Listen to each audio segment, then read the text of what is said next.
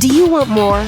More time, more balance, more love, more sex, more money, more real, and less bullshit? This is the Women Wanting More podcast with Dr. Karen Osborne. Real life, real stories, plus real tips to get you more of what you want.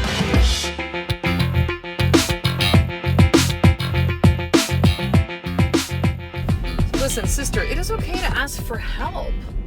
It is okay. You may give yourself permission to ask for help.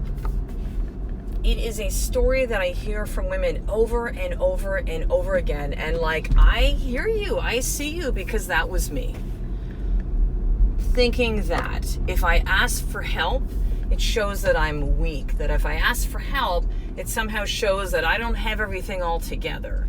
That if I ask for help, it means that I'm somehow incapable in some way with the roles of my life as a mother, as a wife, as a businesswoman. I have to do it all myself.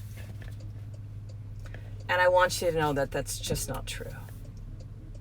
You know, Brené Brown talks about that we are hardwired for connection. It's in our DNA. We are designed to move through life together. Together, not separate. And it's okay to ask for help along the way. You know, I still remember when, Kai, our youngest, was just an infant. So we adopted both of our children. And Kai's adoption is what's considered an instant placement. So it was he was born and boom, birth mom hadn't chose adoptive parents yet for the baby, and so we were chosen. It's essentially your baby's here, right? There's no 9 months leading, there's none of that stuff, right? Tyson, we had a little bit more time. We know we were chosen in the end of September, and he was born the beginning of November. But even then, her original due date was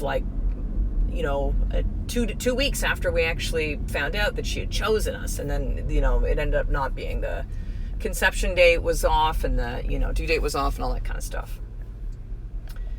So when Kai was born, and then when, it was funny, because when he was born, it was as much as you go from 1 to 2, and for us, it was just boom, right? It's a different thing when you adopt versus when you have your children biologically. No planning, no leading up to, none of that stuff, right? It's oh, okay, well, I guess we need to get another car seat, and we got to get this and that, and little diapers now, and because Tyson at the time was 2.5, almost 3. And, but I remember about, I'd say maybe a couple months in, and I was because I'm full-time in the office. Was I doing network marketing? No, I wasn't at the time, but I started blogging, so I was writing kind of on the side kind of thing. We were starting to kind of, learn online business and how do we do things and all of that. And then here's Kai. And of course, then now we have a not even 3-year-old and an infant. And back to even though at that point, Tyson was not sleeping well through the night, but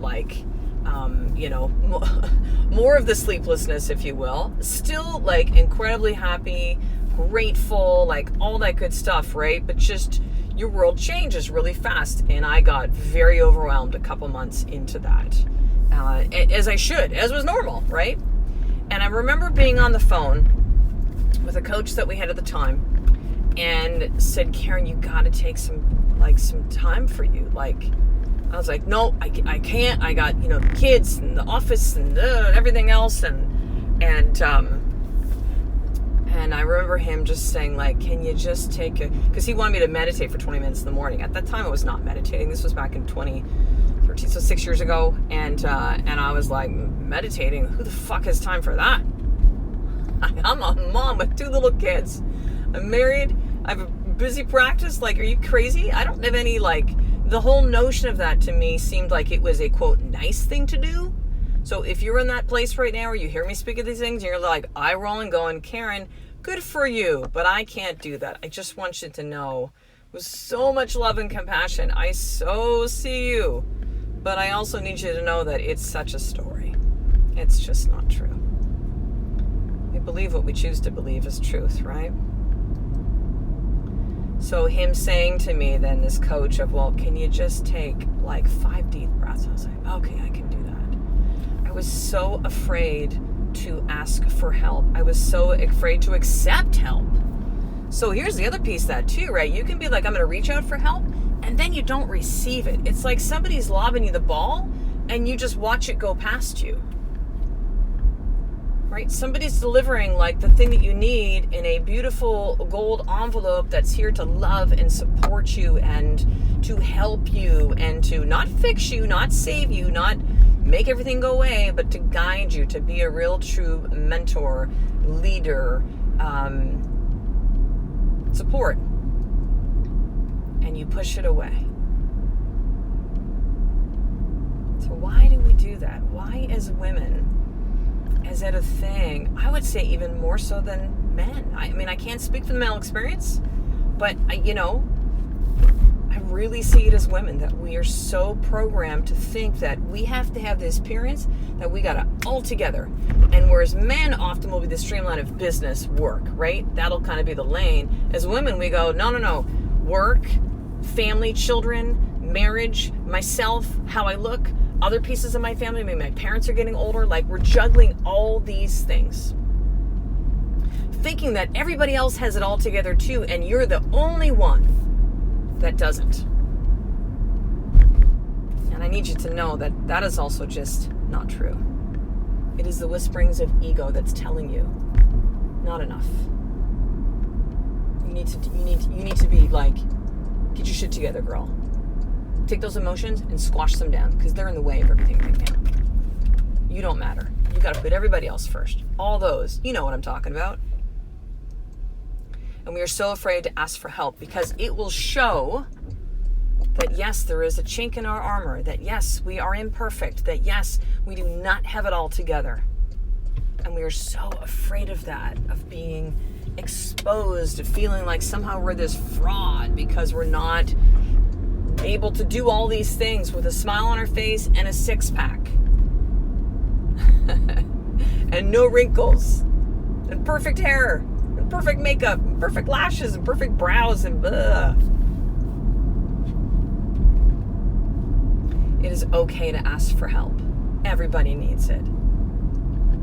Now, help again is not saying like, you have to also be very mindful of the quote-unquote help that's coming your way.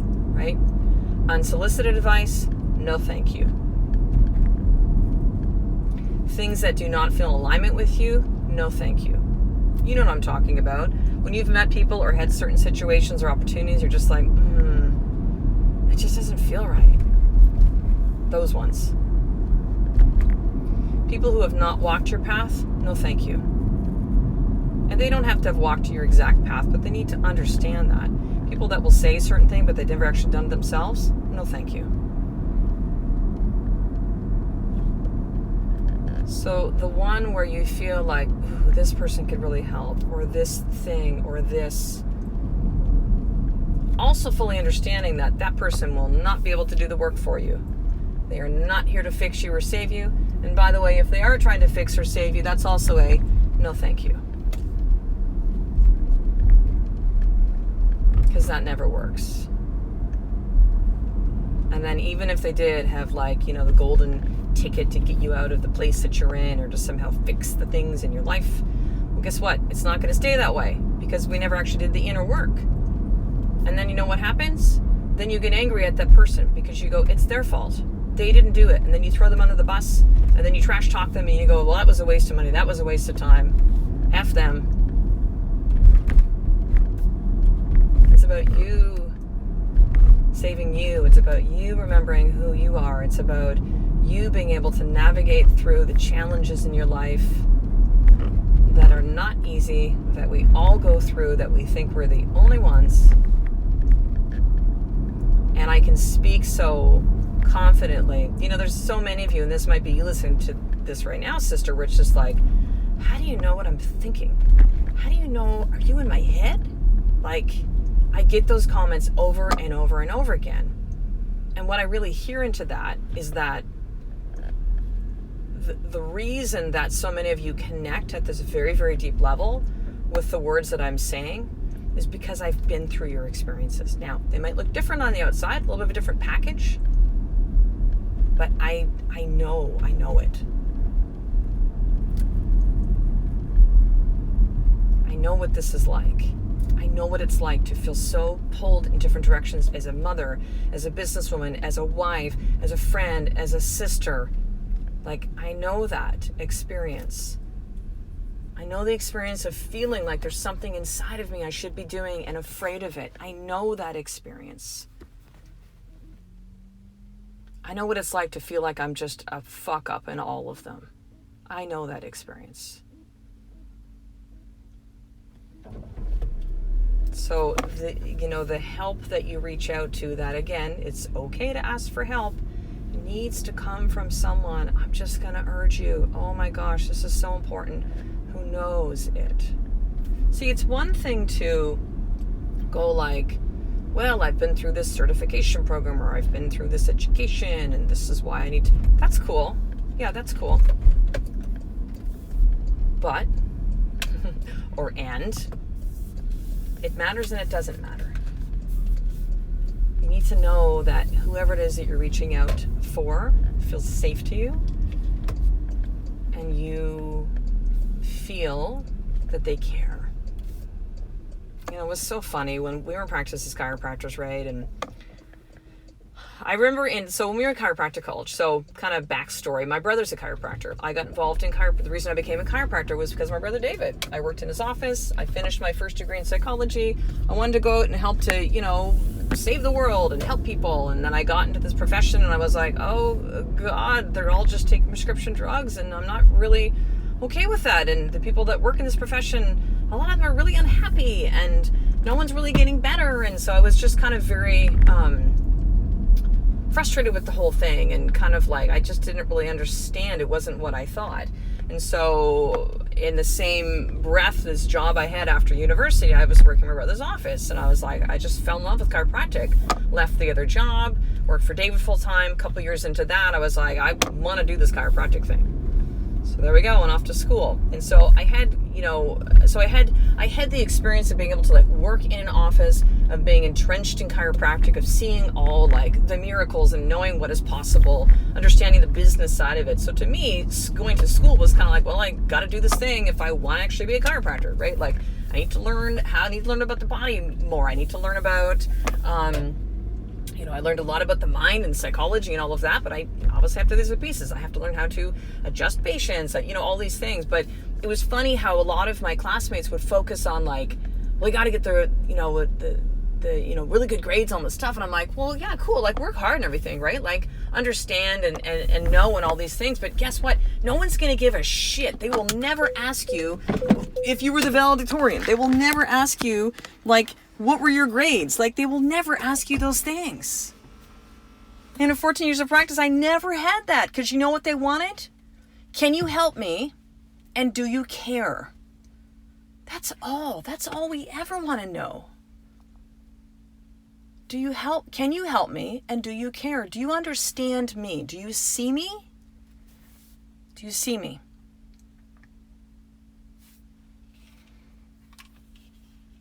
We are hardwired for connection, and we need to connect with the people when we reach out for help, when we have the courage to do it, to say, I can't do it all alone. I'm not even designed to do it all alone. I'm trying to do this thing called life and the challenges and all the roles that I'm playing by myself, thinking that that's the way that it's supposed to be done. And you know what? What if this is not true? What if I'm not supposed to do it alone? Do you understand, years, centuries back that, women, like families would live close to each other. Why? Because you supported. They had all this backup of helping with the family. There was grandparents that would help raise the children. There were all sorts of other women around that would help the other women in the communities and in the neighborhoods. We don't have that anymore in a lot of places where we live in our world now. And that's what is. And we're not going to ruminate about the past, but if we take a look at history, which we can take a look at the past in a healthy way and say, hey, listen, our sisters in previous years didn't do this shit alone, so why do we think that we have to? It's crazy, right? And, we could go on about social media. It's made us appear a certain way. We gotta, whatever. It doesn't matter. What matters is for you to know that it is okay to ask for help. It is okay to ask for help. It is okay to ask for help. It is healthy to ask for help. It is honoring yourself to ask for help. You are honoring everybody in your life, including your children, by asking for help.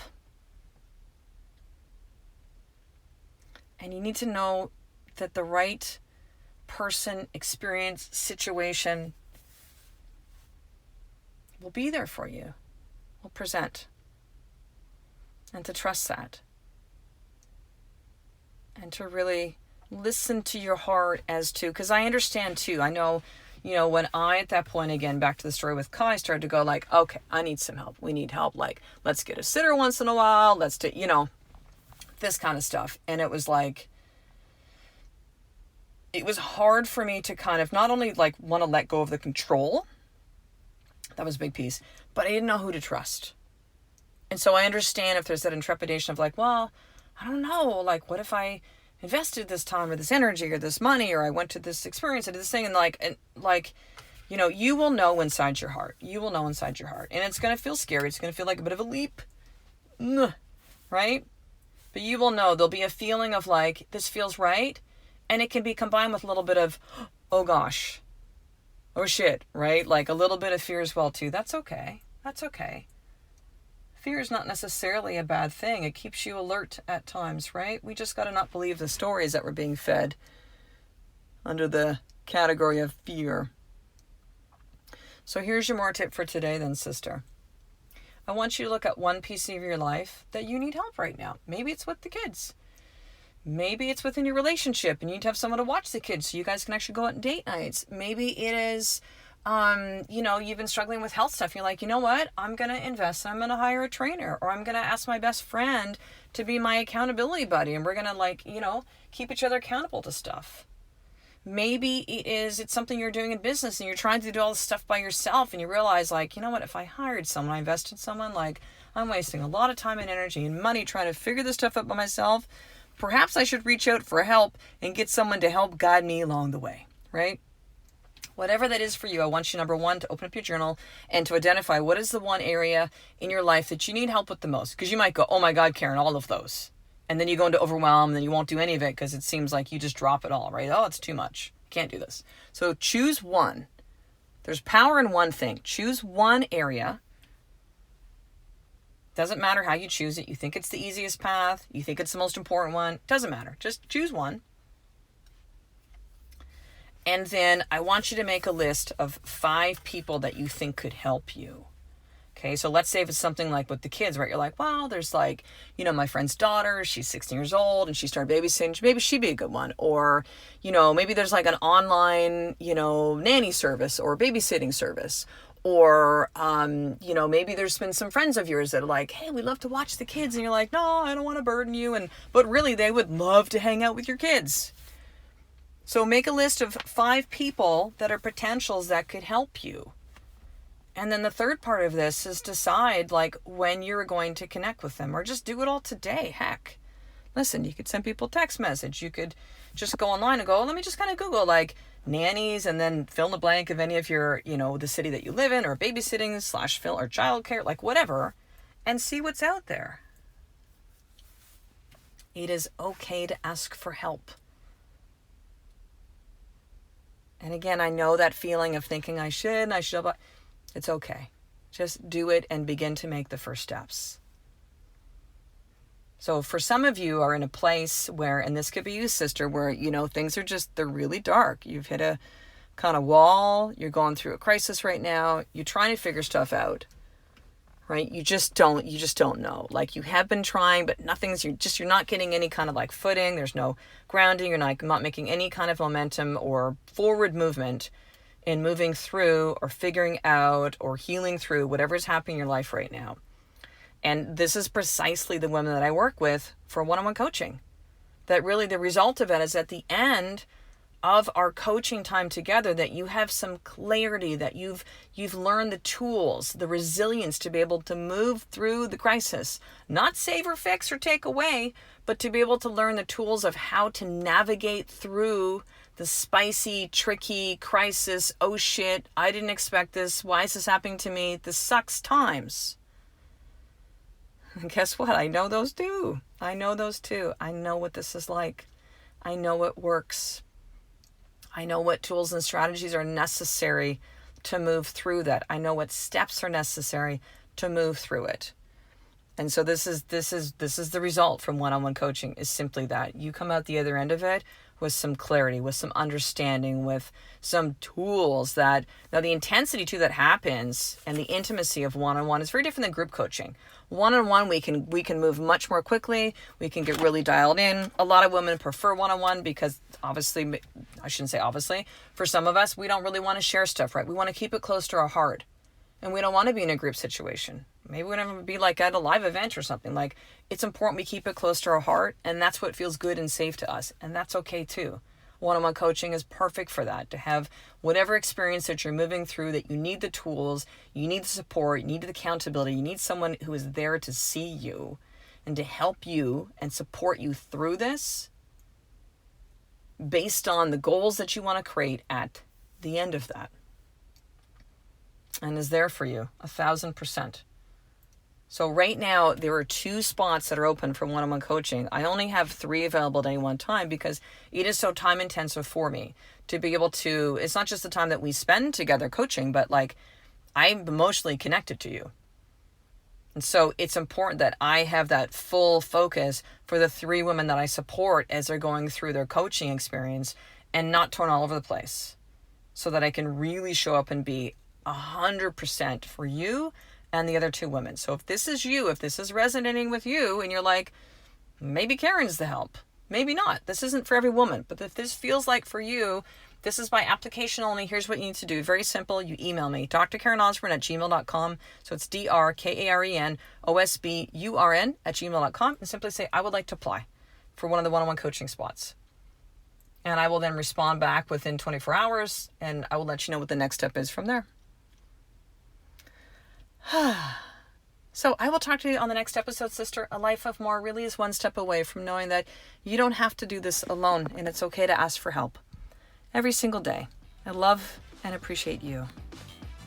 To get the show notes of each Women Wanting More episode, including the How to Get More tip, subscribe to the newsletter at drkarenosburn.com/newsletter.